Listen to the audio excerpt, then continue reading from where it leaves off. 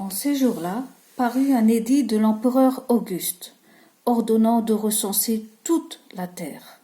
Ce premier recensement eut lieu lorsque Quirinius était gouverneur de Syrie.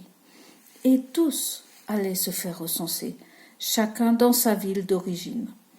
Joseph, lui aussi, monta de Galilée depuis la ville de Nazareth vers la Judée jusqu'à la ville de David appelée Bethléem. Il était en effet de la maison et de la lignée de David. Il venait se faire recenser avec Marie, qui lui avait été accordée en mariage et qui était enceinte.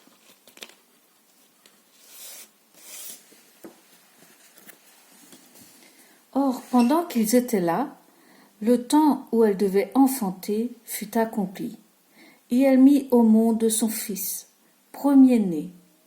Elle l'emmaillota et le coucha dans une mangeoire, car il n'y avait pas de place pour eux dans la salle commune. Dans la même région, il y avait des bergers qui vivaient dehors et passaient la nuit dans les champs pour garder leurs troupeaux.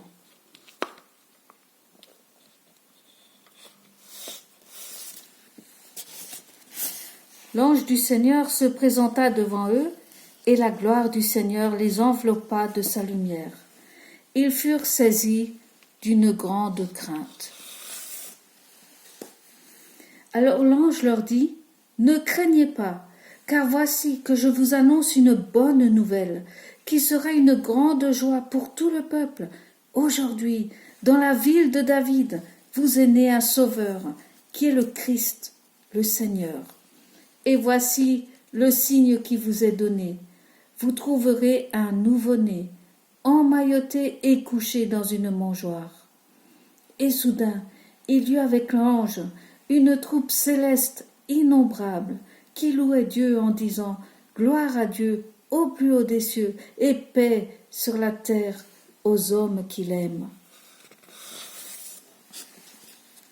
Lorsque les anges eurent quitté les bergers pour le ciel, ceux-ci se disaient entre eux : « Allons jusqu'à Bethléem pour voir ce qui est arrivé, l'événement que le Seigneur nous a fait connaître. »